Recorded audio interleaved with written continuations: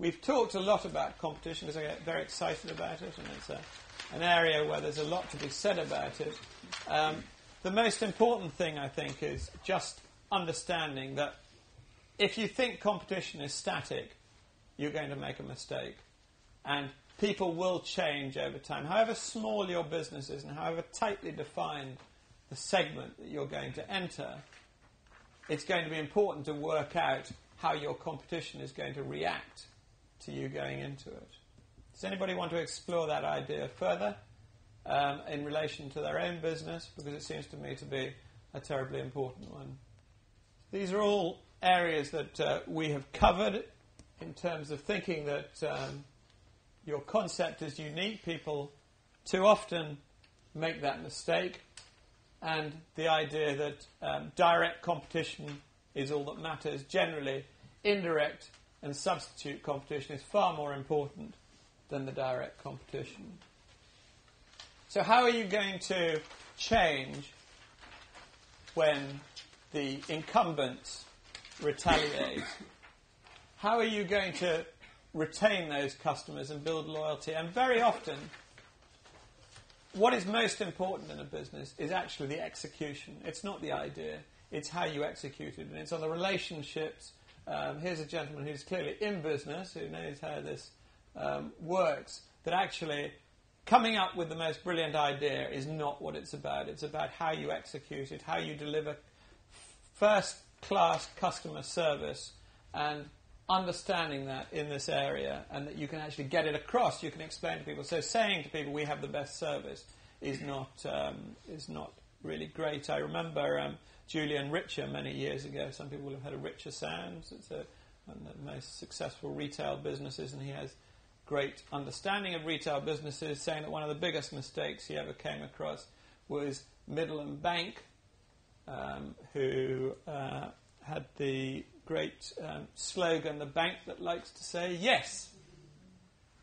Well, you're setting yourself up, unfortunately, for a fall if you do that, because as soon as you walk into the bank and they say no, it doesn't go down terribly well. So you need to be extremely careful about how you manage those expectations. Then you come on to how the product's going to be produced, and this is the flip side of the coin to the how you're going to do the sales and distribution. It's about making choices. And so those of you who are selling services, don't switch off at this point. It's about what fixed costs you put in. So if you've got a manufacturing business, are you going to set up your own factory? Who knows how big Innocent's factory is? Innocent Smooth is. They don't have one. It's a marketing business. There's another business, very exciting business, I believe, in the supermarkets with a food product called Goo. Does anybody come across Goo? G-U. Wonderful chocolate products. And that, again, is a very similar business, which is entirely marketing, and all the manufacturing is outsourced. Nothing wrong with that. If you're going to build a factory, that may be your unique proposition. The second business that I told you about, in terms of how it built its business through the supermarkets, what did it have to offer apart from service and relationship? What it had was it had its own manufacturing unit and was extremely good at innovating within that factory, and therefore that was critical as part of the business. So identifying where you're going to put your fixed costs into the business is terribly important. And when you're building the business, when you're explaining how the business is going to grow over time, you have to explain at what stages you're going to put extra fixed costs in, because businesses don't grow in straight lines.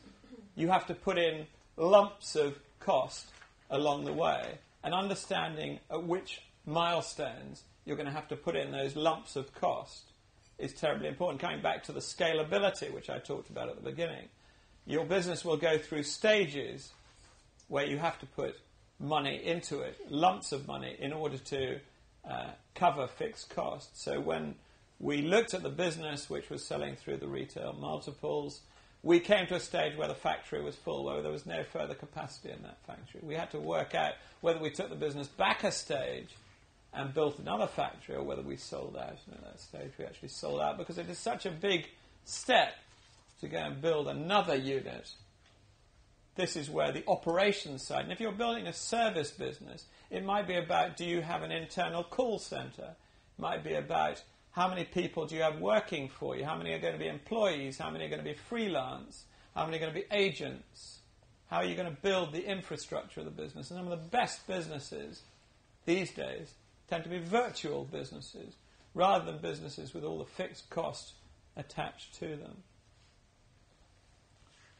So just as when you're talking about the product, don't get overexcited about it. Don't overburden the reader with detail.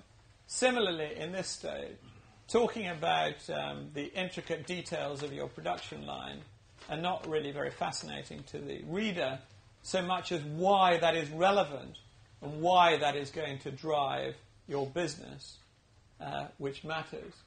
And I chair a stem cell company spun out of Imperial, and when I was thrown this company, they had the most fantastically complicated business plan with all sorts of wonderful technical terms which I didn't begin to understand. And when I went along to see the founder, I said, I'm terribly sorry, but I gave up science at 14. I have no idea what you're talking about, and I have no idea what I'm doing here. She said, you're exactly what we need. If you can understand it, anybody can understand it. So I didn't take terribly kindly to that, but you get the idea that actually you've got to talk in layman's language. You've got to understand what the reader wants to hear. You've got to explain it in terms that are market-driven, and not just talking about it for the sake of talking about it.